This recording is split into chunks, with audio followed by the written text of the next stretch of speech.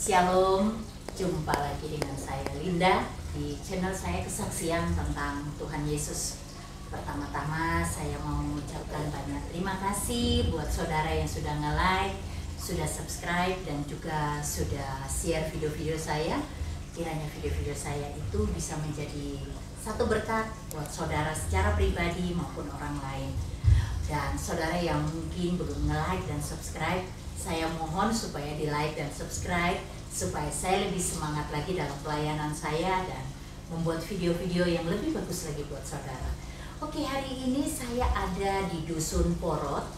Ini Dusun Porot ini letaknya di lereng Gunung Ungaran. Jadi ini masuk Kabupaten Semarang. Iya betul. Temanggung. Oh, masuk Kabupaten Temanggung. Perbatasan Semarang. Berbatasan dengan Semarang ternyata ya. Jadi antara Semarang dengan Temanggung. Jadi memang udaranya di sini dingin, nyaman sekali. Dan di sini ternyata banyak sekali anak Tuhan di sini. Tetapi di sini ada 50% ya, Pak?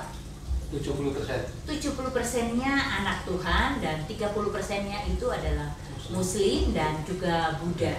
Wah, tapi luar biasa karena dusun ini juga dekat dengan dusun Gambang Waluh yang kemarin saya datangin. Dan kita sekarang ketemu dengan salah satu hamba Tuhan di sini, Pak Pendeta Elisa. Beliau dari gereja apa, Pak? Ini GPDI. Gereja GPDI. Ya. Dan di sini ada 3 gereja. Jadi ada gereja Isa Almasih dan satunya gereja apa, Pak? GSJA, Sidang Jemaat Allah. Nah, ngomong-ngomong nih Pak, berapa jemaatnya panjenengan ini? Sekitar 280. 280 ya. Itu sudah termasuk anak-anak? Termasuk anak-anak. Oh, Sampai lanjut usia. Yang usia lanjut berapa ya, Pak?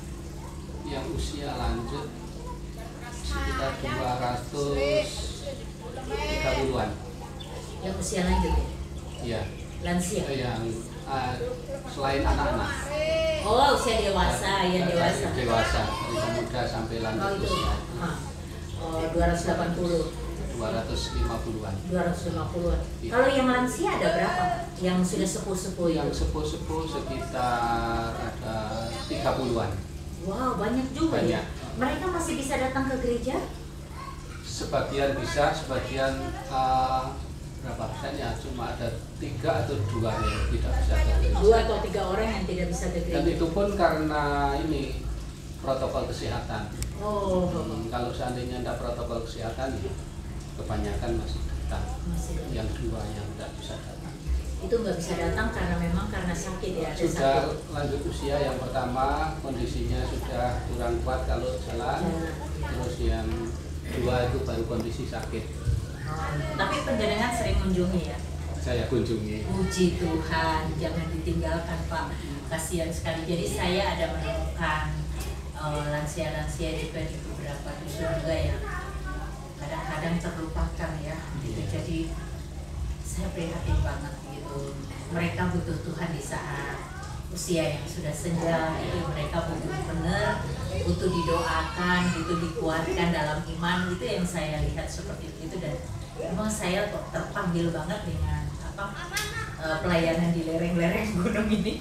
Saya nggak tahu kenapa Tuhan tempatkan saya kok ketemu dengan komunitas Kristen yang di lereng-lereng gunung. Tapi puji Tuhan banget, saya senang karena di lereng gunung ternyata banyak anak Tuhan. Dan mereka di sini kehidupannya mereka, pekerjaannya apa ya Pak? Sebagian besar atau mayoritas petani. Oh, petani ya. Terus bagaimana Pak untuk pertaniannya, lahan-lahan pertanian gitu, mungkin Bapak bisa cerita? Lahan pertanian sini kebanyakan sekarang taninya itu tanaman-tanaman keras, tanaman tahunan. Seperti apa ya Pak? Ada kopi, Oh, kebanyakan tanam kopi. kopi ya. Untuk sayur mayur itu sedikit sekali. Oh, Untuk bahan makan pokok itu juga sedikit sekali. Jadi kopi kalau sudah panen ya sangat hati-hati menggunakannya. Gunakan nanti untuk kebutuhan yang pertama, untuk makanan pokok, untuk beli. kalau kopi berapa kali panen setahun? 1 tahun sekali itu. Cuma 1 kali dalam setahun panen. itu kan nggak seberapa duitnya untuk bertahan selama 1 tahun itu Pak. Iya. Nah, apakah di lahan-lahan lain yang sayuran itu bagaimana Pak?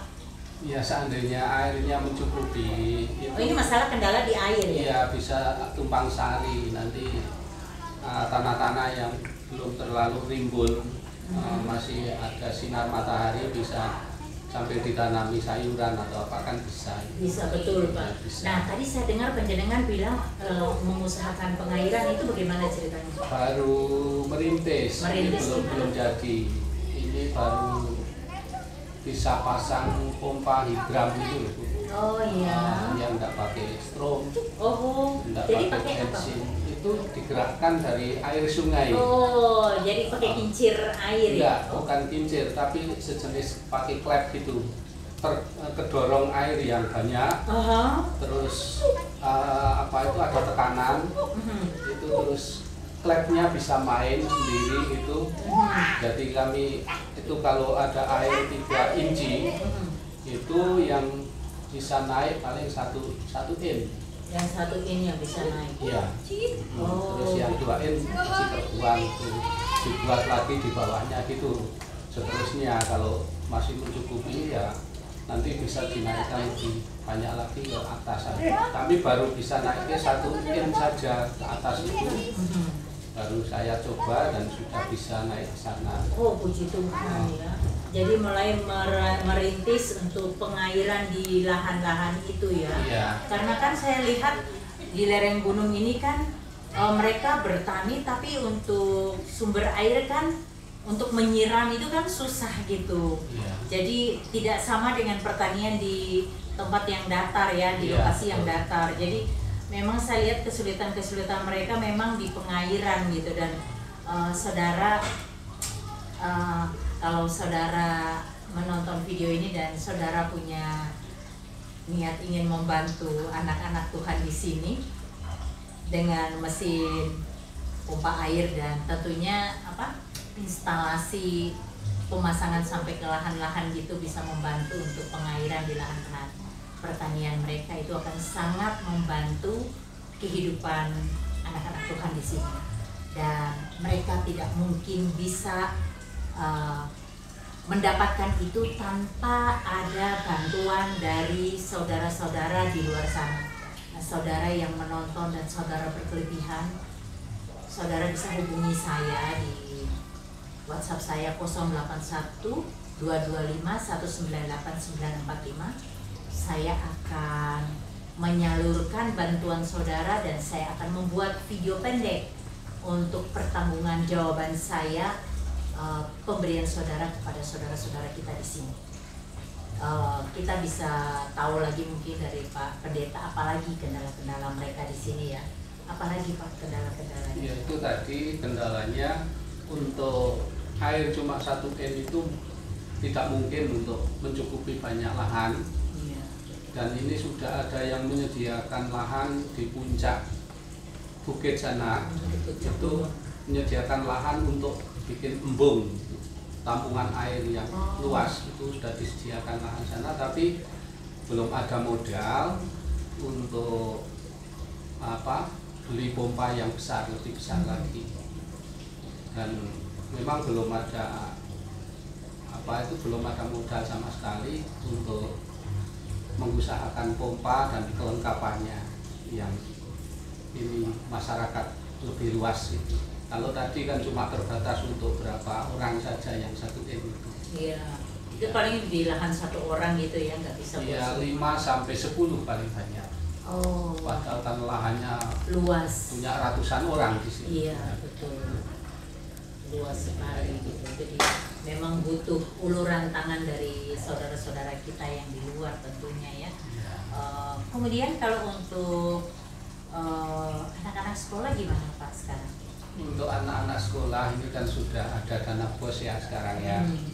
Dan selain itu juga sini ada itu bantuan dari PPA, Pusat Pengembangan Anak. Oh iya. Yang disponsori dari luar negeri juga kan. Iya, betul. Nah, kalau sini untuk presidennya sini itu di Bandung. Oh, gitu. Yayasan Compassion Indonesia. Oh, ada bantuan buat mereka Ada, juga ya, Pak? tapi gembala mitranya di GSCA sana. Oh, iya. Dan kebetulan saya juga, bukan hanya kebetulan, Tuhan memang sudah pakai sejak awal itu. Iya. Jadi komisi Di situ pengembangan juga ya? anak ini. Jadi kalau untuk pendidikan mereka berjalan lancar ya, Pak? Sebagian besar berjalan lancar, tetapi ada juga yang sudah terlanjur umurnya itu sudah lebih dari 3 tahun, itu tidak bisa masuk di daftar karena dibatasi umur pendaftaran. Lebih dari 3 tahun. Iya, jadi sudah tidak dapat bantuan. Waduh, kasih. Tidak bisa masuk situ. Oh, gitu. Terus bagaimana solusi untuk mereka yang sudah lewat ini? Iya, kami kalau yang satu gereja kami masih berusaha memikirkan walaupun dengan sangat terbatas. Iya. Ya, kalau ada kekurangan buku saya carikan apa Buku-buku tuh buku tulis dengan buku tulis ya, dengan alat tulis ya. Alat tulis apa itu. Nah, saudara yang punya banyak buku tulis, alat tulis, tolong sumbangkan buat anak-anak di lereng-lereng gunung ini buku-buku bacaan yang mungkin saudara sudah tidak digunakan lagi, buku-buku bacaan yang baik untuk untuk perkembangan psikologi anak-anak. Tolong saudara amalkan buat mereka, kirimkan aja ke saya, nanti bisa kontak saya di HP saya tadi itu, jadi saya bisa salurkan di dusun-dusun ini. Jadi ternyata di sini kan ada di lereng Gunung Ungaran itu ada 2 dusun, jadi dusun Gambang Waluk itu 100% Kristen, dan di dusun Porot ini 70% Kristen, dan kondisinya sama. Mereka semua sangat membutuhkan bantuan dari kita yang di luar sana. Mereka sangat mengharapkan bantuan kita. Tidak mungkin mereka bisa hidup seperti hidup layak seperti kita di kota tanpa bantuan uluran tangan saudara. Saudara nonton video saya, kalau saudara tergerak hatinya untuk membantu, puji Tuhan banget. Karena Tuhan itu tidak pernah berutang sama anak-anaknya. Tuhan tahu kalau kita memang niatnya ingin membantu, Tuhan akan membalas berlipat-lipat kali ganda. Percayalah, Tuhan tidak pernah tidur dan Tuhan tidak pernah mau berutang pada anaknya. Itu ya saudara. Saya kira mungkin saudara yang mungkin di Semarang yang mungkin pengen tahu kondisi langsung ke sini, silahkan bisa datang ke Porot. Di sini ada 3 hamba Tuhan di sini, ada Pak Elisa, ada Pak siapa lagi, 2 orang Pak? Yang satu di GSCA itu Bapak Pendeta Sutriswanto. Terus yang di GIA itu Bapak Pendeta Filimon. Pak, ngomong-ngomong, penjenengan Pak Elisa sudah berapa tahun stay di sini Pak? Sejak 94, jadi sudah berapa tahun? 26 tahun. Yang sebelumnya di lain dusun jauh dari sini. Di dusun mana Pak? Di dusun Semalang. Semalang itu penduduknya? Penduduknya lebih sedikit daripada sini. Tapi berapa banyak Kristen? Kristennya sekitar di sana ya sedikit kok, cuma 20% ya. 20% ya. Tapi 20% itu yang nyamari Pak. Mereka dikitari sama serigala, domba dikitari serigala. Bahaya itu harus ada, betul-betul harus dilindungi, dijaga. Yang 20% itu. Sekarang sudah ada yang mengembalakan di sana. Oh gitu ya. Semalam. Sejak 94 saya menetap mengembalakan di sini. Kalau tempatnya memang asli sini, kelahiran saya. Oh gitu. Terus yang sana saya kasihkan hamba Tuhan lain yang untuk lain melayani di sana. Wah, luar biasa ya, penjenengan lahir di sini, sekolah pendeta dan jadi hamba Tuhan di sini lagi. Iya, puji Tuhan. Masuk Tuhan memang begitu. Puji Tuhan banget, nggak usah jauh-jauh, harus ngembalakan juga. orang-orang desanya sendiri ya. Puji Tuhan banget itu. Sebelumnya kan paman saya, saya. Itu jadi orang generasi kedua dari yang jadi penginjil di sini. Dulu awalnya itu penginjil yang pertama itu apakah diinjili dulu awal sama sama Mevro Musia itu? Iya, namanya kan Mbah Yunus, mbah saya itu. Mbah Yunus. Jadi karyawan ini loh, yayasan di Gambang Waluh. Oh, yayasannya. Panti asuhan di Gambang Waluh itu. Panti asuhannya Suster Mevro itu ya, iya. Musia Al sini ya. Terus pengembangannya buka pelayanan di sini. Terus gitu. Anaknya Simbah itu alias saya itu mengembalakan di sini. Gitu. Terus sekarang sudah dipanggil Tuhan saya meneruskan di sini. Wow, puji Tuhan sekali. Luar biasa jadi keluarga penginjil ya. Meneruskan estafetnya luar biasa. Dan ternyata di sini di dusun ini juga dari pengenalan Kristus itu awalnya dari misionaris seorang wanita Belanda, Mevro Musia Als, yang stay di Gambang Waluh, dan rupanya orang dari Porot juga ikut ke sana di sana. Jadi puji Tuhan di sini pun akhirnya bisa berbuah banyak. Wow. Itu Miss Musia Als itu luar biasa pengorbanan hidupnya untuk masyarakat di lereng-lereng gunung ini. Seluruh hidup dia pengabdiannya hanya untuk mereka, dan wow, saya salut banget sama beliau. Sampai beliau memutuskan untuk tidak menikah hanya karena dia memikirkan jiwa-jiwa di sini. Dia tinggalkan Belanda dan dia tinggalkan kekasihnya di Belanda. Dia memutuskan untuk stay di sini dan menginjil di sini sampai dia sepuh, dan dia waktu tahun 61 dia kembali ke Belanda. Tahun 62 dia meninggal dunia. Jadi dia sudah meninggalkan kita 58 tahun. Luar biasa. Tapi selama 58 tahun setelah beliau wafat, itu pengembangan Kristennya ciamik. Gambang Waluh bisa 100% dan di Porot 70%. Luar biasa. Belum lagi dusun-dusun yang tadi ada yang 20%, ada di mana lagi Pak? Semalang 20%, kemudian dusun mana lagi Pak? Di sekitar ini dekat Porot ini namanya Dusun Godok, itu ya 5% ya. Ada 5% ya. Terus kemudian di mana lagi? Di Cendono itu cuma 1 jiwa tetap dilayani. Tapi tetap dilayani ya. Gitu, ya. Wow, luar biasa. Jadi di sini tuh ada sebelum corona gitu, sebelum ada COVID-19, apakah ada biasanya komsel gitu? Ada ya Pak? Ada yang istilahnya komsel, ada yang istilahnya ibadah keluarga. Ibadah keluarga, iya, iya, ada ya. Ada. Tapi sekarang sudah mulai lagi apa belum? Untuk keluarga belum. Masih belum ya. Bisa di gereja. Iya. Saya sendiri juga komsel saya belum jalan karena saya masih takut kalau kumpul-kumpul banyak orang. Kalau sini yang jelas karena puji Tuhan masuk wilayah Yunaijo, itu cuma protokol kesehatannya di rumah-rumah kan sempit.